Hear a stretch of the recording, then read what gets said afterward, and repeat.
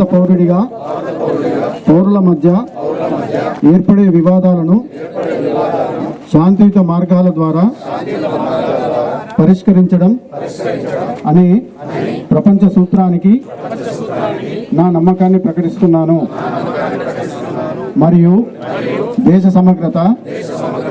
సమగ్రతకు పెరిగిన ప్రమాదాన్ని చూస్తూ నేను నా పొరుగు ప్రాంతంలో లేదా భారతదేశంలోని ఏదైనా ఇతర ప్రాంతంలో ఏర్పడే ఏదైనా వివాదం కోసం భౌతిక హింసకు పాల్పడనని ప్రమాణం చేస్తున్నాను. జై హింద్.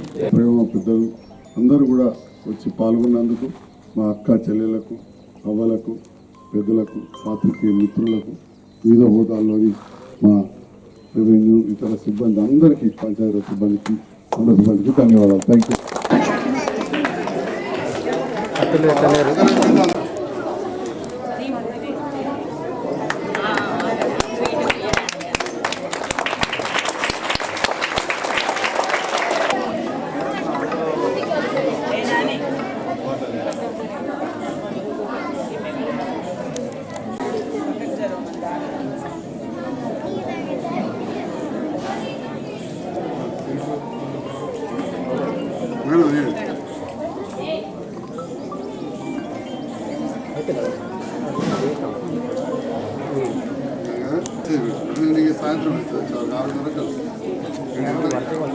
నేను భారత పౌరుడిగా పౌరుల మధ్య ఏర్పడే వివాదాలను శాంతియుత మార్గాల ద్వారా పరిష్కరించడం అనే ప్రకటిస్తున్నాను మరియు దేశ సమగ్రత మరియు సమగ్రతకు పెరిగిన ప్రమాదాన్ని చూస్తూ నేను నా పొరుగు ప్రాంతంలో లేదా భారతదేశంలోని ఏదైనా ఇతర ప్రాంతంలో ఏర్పడే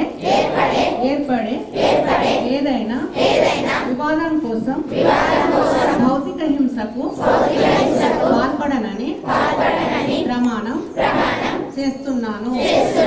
జై హింద్. నిర్మాతగా ఉండి, భారతదేశ రాజ్యాంగ నిర్మాతగా ఉండి, కాన్స్టిట్యూషన్ ఆఫ్ ఇండియా అంటారు ఇంగ్లీష్లో. ఈ రాజ్యాంగాన్ని 1949 నవంబర్ 26 నాడు అమల్లోకి వచ్చింది.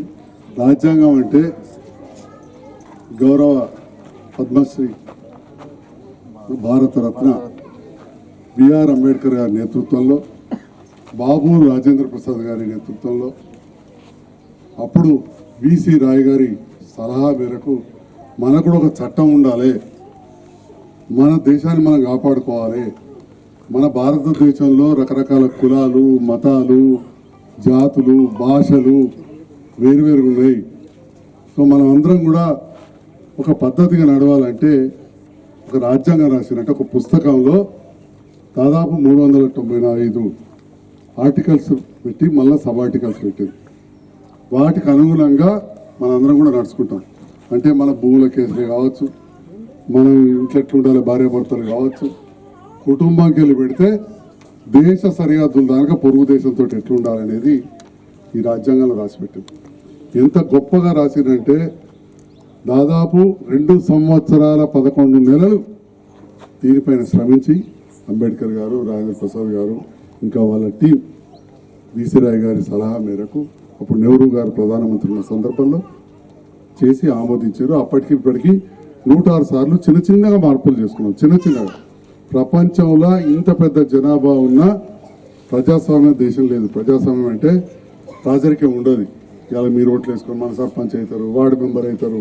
ఇంత పెద్ద 135 కోట్ల మంది అలా ఒక్క తాటికి ఉన్నామంటే ఆనాడు 75 ఏళ్ల కింద మన ఊళ్ళో పుట్టక ముందు తాతల నాడు 75 ఏళ్ల కింద 2 సంవత్సరాల 11 నెలలు కష్టపడి రాసి మన రాజ్యాంగాన్ని మనకు అందించారు. భారతదేశ రాజ్యాంగ నిర్మాత శ్రీ భారతరత్న డాక్టర్ బిఆర్ అంబేద్కర్ గారి నేతృత్వంలో ఇది జరిగింది.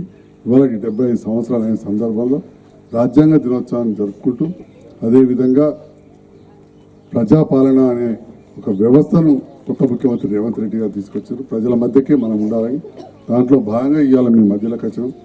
ఇప్పుడు ముఖ్యమంత్రి రేవంత్ రెడ్డి గారి నేతృత్వంలో వారు కూడా రైతు బిడ్డ సామాన్య కుటుంబం నుంచి వచ్చారు. మన ముఖ్యమంత్రి గారు పేద బడుగు బలహీన వర్గాల పట్ల ఆలోచన చేస్తూ ఉన్నారు. అయితే మీరు టీవీలలో అవి చూస్తుంటే ఇంకా అయితలేవంటే అంతకుముందు కూడా మనం ఆ ప్రభుత్వంలో మీకు ఎరికే అప్పుడు కూడా మనకు రైతు బంధు రావాలంటే 4 ఏళ్ళు పట్టింది. రుణమాఫీ మొదటి సంవత్సరం ఒక 25,000 అయింది. ఏదైనా కొంచెం టైం పడుతుంది, మెల్లమెల్లగా అవుతాయి. ఇది అంతవరకు ఇప్పటికి సంవత్సరం అయింది. దీంట్లో సగం మందికి రుణమాఫీ అయింది, ఇంకో సగం మందికి ఉన్నది. కానీ ఒకటేసారి 2 లక్షలు పెట్టుట్లా ఎక్కువ పైసలు పోయినాయి. మిగతావి కూడా జరుగుతాయని చెప్పి తెలియజేస్తూ మరి ఇవాళ ఒకవైపు భారత రాజ్యాంగ దినోత్సవం, రెండోది ఈ ప్రభుత్వంది ప్రజాపాలన దినోత్సవం, దాంతో పాటుగా గ్రామీణ వ్యవస్థ బాగుపడాలని చెప్పి పంచాయతీరాజ్ దినోత్సవాన్ని కూడా ఈరోజు ఏర్పాటు చేసిన సందర్భంలో పంచాయతీరాజ్ శాఖ ఆధ్వర్యంలో అదేవిధంగా మా జిల్లా వెల్ఫేర్ ఆఫీసర్ నరేష్ గారి నేతృత్వంలో ఇవాళ అంగన్వాడీ కేంద్రాన్ని ఇక్కడ భూమి పూజ చేసుకున్నాం.